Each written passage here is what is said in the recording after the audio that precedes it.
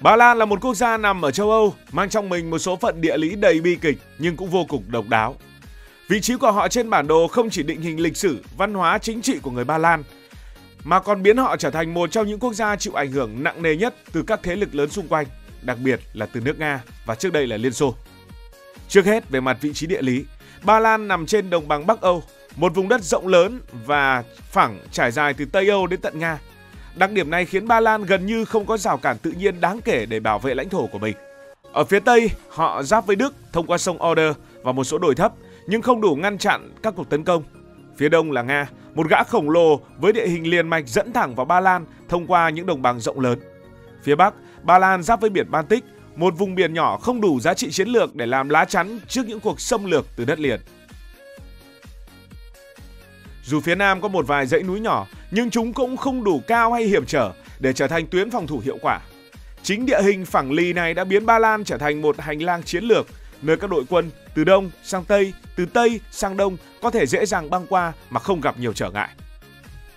Và vị trí của Ba Lan càng làm nổi bật số phận khắc nghiệt của họ khi nằm giữa làn ranh Đông và Tây Âu. Ba Lan đã trở thành một trái tim địa chính trị của châu Âu, nơi giao thoa của những tuyến đường chính nối liền hai khu vực.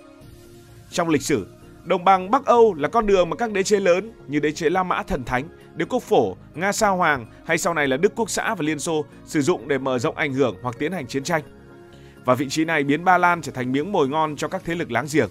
Không chỉ bị kẹt giữa về mặt địa lý giữa những thế lực lớn, Ba Lan còn chịu sự bất cân xứng giữa vị trí và khát vọng của mình. Họ nằm gần Nga về mặt địa lý nhưng lại xa về mặt văn hóa và chính trị với phương Tây. Trong khi Nga luôn có xu hướng mở rộng về phía Tây, coi Ba Lan là mục tiêu đầu tiên trên con đường bành trướng, thì người Ba Lan cũng tự hướng mình về phía Tây. Tuy nhiên, sự gần gũi với Nga về khoảng cách địa lý và các đồng minh mạnh ở phương Tây khiến Ba Lan thường xuyên bị cô lập trước áp lực từ phía Đông.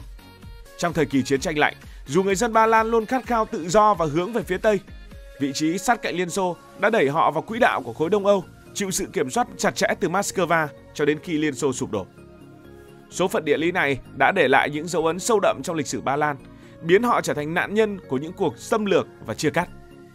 Và trước hết, hãy nói về việc vì sao người Ba Lan không ưa Nga thì hãy thử so sánh một chút vấn đề địa lý giữa hai quốc gia này. Về mặt diện tích, Ba Lan có diện tích khoảng 312.000 km2, tức là diện tích có thể nói là tương ứng với Việt Nam.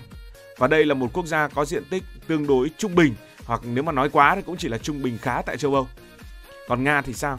Nga có diện tích 17,1 triệu km2, là quốc gia lớn nhất thế giới về mặt diện tích, trải dài qua châu Âu và châu Á, trong đó khoảng 77% diện tích nằm ở châu Á, nhưng phần lớn dân số tập trung ở châu Âu. Nga có đường biên giới giáp với 14 quốc gia, gồm có Na Uy, Phần Lan và Ba Lan qua vùng Kaliningrad, cùng với đó là Trung Quốc, Mông Cổ và các nước Trung Á. Nga cũng có đường bờ biển trải dài qua Bắc Băng Dương, Thái Bình Dương và cả Biển Đen. Họ có diện tích gấp hơn 50 lần so với Ba Lan. Về dân số, Ba Lan có dân số chưa đầy 40 triệu người. Còn Nga thì sao? Nga có dân số khoảng 145 triệu người và đây là quốc gia đông dân nhất ở châu Âu. Nga có dân số lớn hơn nhiều so với Ba Lan, nhưng mật độ dân số Ba Lan cao hơn nhiều do diện tích nhỏ và sự phân bố dân cư đồng đều hơn. Ở Nga thì hơn 70% dân số sống trong phần lãnh thổ châu Âu, phần mà chưa chiếm đến 25% diện tích. Hai quốc gia này có những sự tương đồng nhưng cũng có những sự mâu thuẫn. Cả Ba Lan và Nga đều thuộc nhóm văn hóa Slaver. Đây là một nền văn hóa lớn ở Đông Âu với nhiều điểm tương đồng về truyền thống, phong tục và tín ngưỡng.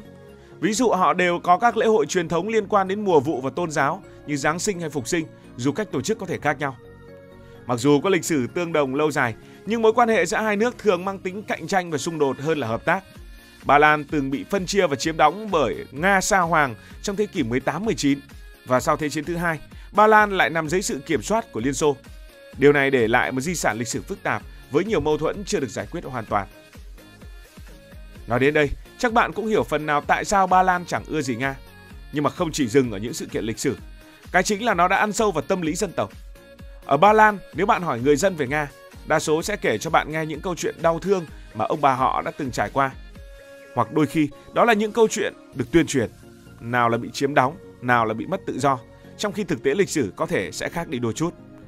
Những ký ức tập thể này được truyền qua bao thế hệ. Ví dụ một điển hình là sự kiện Katyn. Trong suốt thời chiến tranh lạnh, Liên Xô đã phủ nhận trách nhiệm và đổ lỗi cho Đức Quốc xã.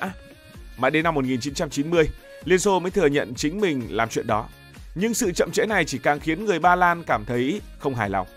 Đến tận bây giờ, mỗi lần nhắc đến sự kiện Katyn, người Ba Lan vẫn không khỏi tức giận và đau lòng. Ngoài ra, còn có sự khác biệt về mặt giá trị nữa. Ba Lan là một quốc gia Công giáo rất mạnh, với đức tin đóng vai trò trung tâm trong đời sống. Trong khi đó, Nga từ thời Sa Hoàng đến Liên Xô rồi cả bây giờ đều có những giá trị khác biệt, từ chính thống giáo và bây giờ là chủ nghĩa dân tộc.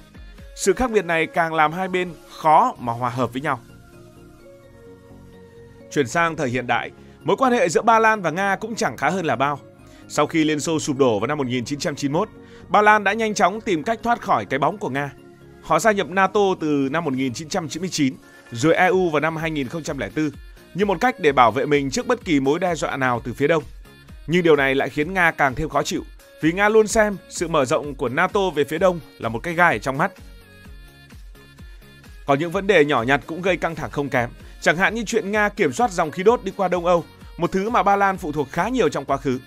Điều này lại khiến Ba Lan càng quyết tâm tìm cách giảm phụ thuộc vào Nga, thậm chí nhập khẩu khí đốt từ Mỹ hay Na Uy dù có giá đắt hơn. Đến đây có thể nhiều người sẽ nghĩ, thế Ba Lan và Nga ghét nhau đến mức không thể hòa giải được hay sao? Thực ra thì không hẳn, bởi vì mặc dù chính quyền hai nước luôn căng thẳng, nhưng trên phương diện cá nhân, vẫn có những người Ba Lan yêu thích văn hóa Nga như văn học của Lev Tolstoy hay âm nhạc của Tchaikovsky. Và tất nhiên, người ta biết cách để phân biệt rõ giữa chính quyền Nga và người dân Nga. Nhưng nói gì thì nói, trên bình diện quốc gia, mối quan hệ này vẫn còn rất nhiều rào cản, những ký ức lịch sử, những khác biệt về giá trị và cả vị trí địa lý khắc nghiệt nữa. Tất cả đều khiến Ba Lan và Nga khó mà trở thành những người bạn thân được. Thế nên, mỗi lần Nga làm một điều gì đó như câu chuyện tại Belarus hay là chuyện gì ở Ukraine, Ba Lan lại củng cố thêm tư duy. Đúng là Ba Lan không ưa gì Nga. Và bây giờ, có một minh chứng rất rõ ràng, đó là chuyện ở Ukraine. Ukraine là nơi hai bên đối đầu trực tiếp. Ukraine nằm ngay giữa Ba Lan và Nga, đóng vai trò như một vùng đệm chiến lược quan trọng. Với Ba Lan, một Ukraine độc lập và thân phương Tây không chỉ là đồng minh mà còn là tấm lá chắn bảo vệ an ninh quốc gia trước Nga. Từ năm 2014, khi Nga sáp nhập Crimea và xung đột ở Donbass nổ ra, Ba Lan đã không ngần ngại ủng hộ Ukraine rất mạnh mẽ. Họ tiếp nhận hàng triệu người tị nạn Ukraine, cung cấp viện trợ quân sự như xe tăng, vũ khí và vận động các đồng minh NATO hỗ trợ Ukraine gia nhập khối này. Đối với Ba Lan, giúp Ukraine cũng là giúp chính mình trong việc ngăn chặn Nga mở rộng ảnh hưởng. Nhưng đó chỉ là góc nhìn của Ba Lan mà thôi, còn góc nhìn của Nga thì sao? Nga có góc nhìn hoàn toàn khác. Với Nga, Ukraine không chỉ là một quốc gia láng giềng mà còn mang ý nghĩa lịch sử sâu sắc, bắt nguồn từ thời kỳ mà cả hai có cái nôi văn hóa chung. Nga coi việc Ukraine nghiêng về phương Tây, đặc biệt là ý định gia nhập NATO hay EU là mối đe dọa trực tiếp đến an ninh và vị thế của mình. Trong mắt Nga, sự hỗ trợ của Ba Lan cho Ukraine chẳng khác nào một phần của kế hoạch bao vây Nga do phương Tây đứng sau. Căng thẳng giữa hai nước còn thể hiện qua nhiều khía cạnh cụ thể, ví dụ như là vấn đề an ninh chẳng hạn. Ba Lan đã tăng cường hiện diện của NATO ở biên giới phía đông, còn mời thêm quân đội Mỹ đến đóng quân, khiến Nga cảm thấy bị đe dọa và liên tục lên tiếng phản đối. Về kinh tế, Ba Lan là một trong những nước áp đặt lệnh trừng phạt mạnh mẽ nhất lên Nga, từ việc cấm nhập khẩu năng lượng đến kêu gọi cô lập Nga trên trường quốc tế. Vậy thì tương lai của mối quan hệ này sẽ đi về đâu? Hiện tại căng thẳng giữa Ba Lan và Nga chưa có dấu hiệu hạ nhiệt. Ba Lan ngày càng gắn kết với Ukraine, thậm chí vượt qua những bất đồng trong lịch sử với chính Ukraine để cùng đối phó với Nga. Trong khi đó, Nga vẫn giữ lập trường cứng rắn, coi Ba Lan là một trong những đối thủ chính trong khu vực. Có thể nói, câu chuyện này vẫn còn nhiều diễn biến khó lường phía trước. Tổng kết, nhìn lại toàn bộ lịch sử, toàn bộ câu chuyện, số phận địa lý của Ba Lan là một minh chứng rõ ràng cho câu nói địa lý đúng là định mệnh và địa lý là thứ quá khó để thay đổi. Vị trí giữa Đông và Tây Âu trên một vùng bằng phẳng không có rào cản tự nhiên đã khiến họ trở thành mục tiêu của những cuộc xâm lược và chia cắt trong suốt lịch sử. Nhưng chính những thử thách khắc nghiệt ấy đã rèn giũa ý chí sinh tồn và tinh thần của người Ba Lan. Thay vì chấp nhận định mệnh một cách thụ động, họ đã học cách để biến bất lợi về mặt vị trí địa lý trở thành sự gắn kết chặt chẽ với phương Tây và khẳng định vị thế của mình trên bản đồ thế giới. Tuy nhiên, cái bóng của lịch sử và vị trí địa lý vẫn khiến Ba Lan trở thành một trong những đối thủ của Nga. Đây quả là một mối quan hệ rất phức tạp. Họ từng là những người rất thân thiết với nhau, nhưng bây giờ lại quay lưng lại với nhau. Đến đây, có lẽ các bạn sẽ hiểu vì sao Ba Lan không ưa Nga. Cảm ơn vì đã quan tâm theo dõi câu chuyện này.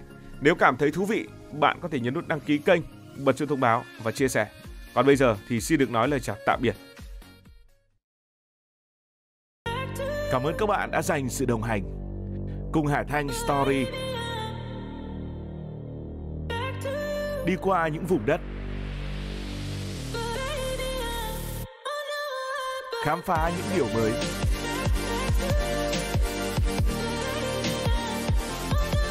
Đừng ngần ngại, hãy để lại những góp ý và xin được hẹn gặp lại.